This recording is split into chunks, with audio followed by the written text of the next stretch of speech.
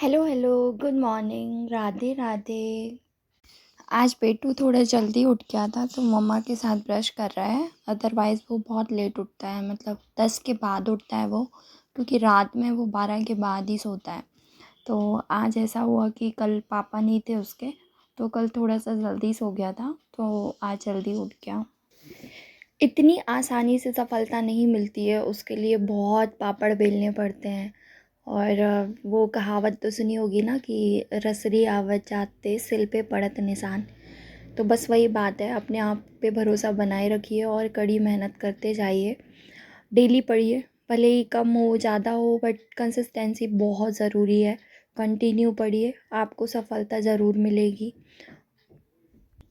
मैं खुद अपने आप को यही बोल बोल करके मोटिवेट करती हूँ, डेली यही बोलती हूँ कि ठीक है, कम पढ़ा लेकिन पढ़ा तो है ना। ज़ीरो नहीं होना चाहिए कोई भी दिन। जैसे हम लोग जो हैं होम मेकर हैं, हमको डेली उठना है, खाना बनाना है, सबको खिलाना है, बच्चे का भी ध्यान रखना है। तो जैसे ये सारी चीज़ें ज़रूरी हैं, ठीक वैसे ही पढ़ाई भी ज़रूरी है।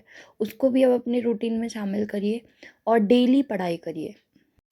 ये आदत अगर आपने बना ली ना, तो आपको फिर कोई नहीं रोक सकता है, फिर आप कोई भी एग्ज़ाम निकाल सकते हैं। बस अपने आप को यही बोलना है कि जब भी आप थकते हो तो बस ये बोलो कि अभी मेरा काम बचा हुआ है, मुझे ये काम पूरा करना है। जैसे आपको सुबह शाम खाना बनाना ही है, चाहे आपको बुखार हो, सर दर्द हो, कुछ भी हो, लेकिन आपको उठना ही पड़ेगा, खाना बनाना ही पड़ेगा, क्योंकि आपके परिवार के लिए, आपके बच्चों के लिए। ठीक वैसे ही पढ़ाई भी आपको करनी ही पड़ेगी। अगर आप ये सोच रहे हैं तो आप 100% सफल होंगे और आपको कोई नहीं रोक सकता। आप कोई भी एग्ज़ाम निकाल सकते हैं। कहते हैं ना कि भगवान कभी किसी की मेहनत को बेकार नहीं जाने देते। तो अगर ये सच है तो इसको सच मानना पड़ेगा और आपको पता चल जाएगा थोड़ा टाइम बाद। तो अभी तो देखो अपन कुछ कर नहीं सकते हैं, आप सिर्फ अभी पढ़ाई कर सकते हो। जब एग्ज़ाम होगा तब पता चलेगा कि आपने कितनी मेहनत की थी और उसका रिज़ल्ट आपको मिला है या नहीं मिला है। तो अभी उस पे टाइम है, तब तक आप क्या कर सकते हो, आप सिर्फ पढ़ाई कर सकते हो। तो आप तब तक पढ़ाई करो और जिस दिन एग्ज़ाम होगा आपको खुद पता चल जाएगा कि आपका सिलेक्शन होना है या नहीं होना है। आपको रिज़ल्ट का वेट करने की ज़रूरत नहीं है, आप पेपर देख के खुद आपका मन आपको बता देगा कि आपका सिलेक्शन हुआ या नहीं हुआ। कट ऑफ पे ध्यान मत दो, कट ऑफ कितना भी हो सकता है, अप हो सकता है, डाउन हो सकता है। आप ये देखो कि मैक्सिमम कितने नंबर हैं और आपको उसमें से मैक्सिमम नंबर लाने हैं, तब आपकी पढ़ाई बहुत अच्छी होगी। और फिर मॉक टेस्ट में आपको ये तो पता चल जाता है ना कि हाँ इतने नंबर हैं, तो आप उसमें मॉक टेस्ट पे आप अच्छे नंबर लाने की कोशिश करो। उसमें जितने ज़्यादा अच्छे आएंगे ना, उतना आपके लिए बेस्ट रहेगा। सभी को ऑल द बेस्ट, सब अपनी अपनी तैयारी रखें। टिंग टिंग टू, टिंग टिंग टिंग टिंग टू। ये तो है आपका कप। अच्छे से धीरे से पियो।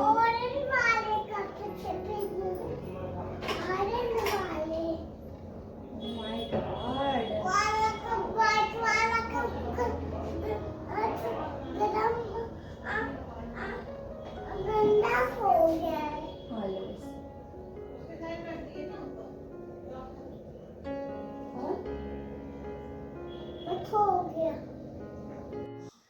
पता है कोई भी प्रॉब्लम आती है ना, तो हम सभी की ये आदत होती है कि अपना सारा ध्यान पता है प्रॉब्लम पे चला जाता है। बल्कि मतलब सॉल्यूशन हम कर सकते हैं, करते भी हैं, लेकिन उस टाइम पे हम इस चीज़ की टेंशन ले लेते हैं कि यार इतनी बड़ी प्रॉब्लम आ गई, अब क्या होगा, अब मैं कैसे पढ़ाई करूँगी, अब तो कर ही नहीं पाऊँगी, ऐसा। जबकि ऐसा नहीं है कि हम नहीं कर सकते, अगर चाहेंगे तो बहुत सारे तरीके हैं। अब तो देखो, अब यूट्यूब पे इतना मटेरियल अवेलेबल है कि अगर आप खाना बनाते टाइम भी सोचो कि आप पढ़ाई कर लो, तो आप लेक्चर ऑन कर सकते हो, कान में ब्लूटूथ लगा सकते हो और आपका काम भी होता रहेगा, आप आराम से पढ़ते भी जाओगे। फिर जब आप फ्री होते हो ना, आपको जब टाइम मिलता है, तब आप उस लेक्चर को फिर से देखो, उसके नोट्स बना लो, फिर आप उसको कॉपी से रिवाइज़ कर लो। जहाँ आप कॉपी लेके नहीं बैठ सकते हो, सबके सामने बैठे हो, तो आप फ़ोन में फिर से लेक्चर ऑन करो। आपने एक बार तो अच्छे से पढ़ा है ना, तो दोबारा उसका रिवीजन हो जाएगा। मैं तो यही तरीका अपनाती हूँ और ये तरीका काम भी करता है। तो आप भी इसको ट्राई करना, ये पक्का काम करेगा और फिर आप मुझे बताना कि वाक़ई मतलब आपकी हेल्प हुई है इस बात से कि नहीं हुई है। क्या है ना कि घर पे बड़े लोग तो फिर भी समझ जाते हैं कि चलो पढ़ना है इसको, तो वो आपको टाइम दे देंगे, आपको थोड़ी देर के लिए फ्री कर देंगे काम से भी। आपके घर में आपके सासू माँ भी आपकी मदद कर देंगे, और कोई है तो पापा मम्मा सब लोग आपकी हेल्प कर देंगे। लेकिन अगर आपका बच्चा है तो फिर थोड़ा से चांसेस कम है, क्योंकि बाकी उसको कोई रखेगा भी तो ज़्यादा देर नहीं रहते ना बच्चे। वो ज़्यादा देर किसी के पास रहते नहीं है ना, कोई उसको रखता भी है तो आधे घंटे 1 घंटे। आप वो जितनी देर बच्चा आपसे दूर रहेगा ना उतनी देर आपको टेंशन भी रहेगी कि कहीं आपका बच्चा गिर तो नहीं गया, आपको कहीं उसने खाना खाया कि नहीं खाया। तो वो कहीं ना कहीं वो आपसे दूर भी रहेगा ना तो आप पढ़ नहीं पाओगे। तो बेहतर यही है ना कि आप इस चीज़ पे ध्यान मत दो कि कोई है नहीं, कोई आपकी हेल्प नहीं कर रहा, आप इसलिए नहीं पढ़ पा रहे हो। इन सब चीज़ों के बारे में मत सोचो। आप ये देखो कि आप कैसे पढ़ सकते हो। आप बच्चे के साथ भी हो तो आप उसके साथ कैसे पढ़ सकते हो।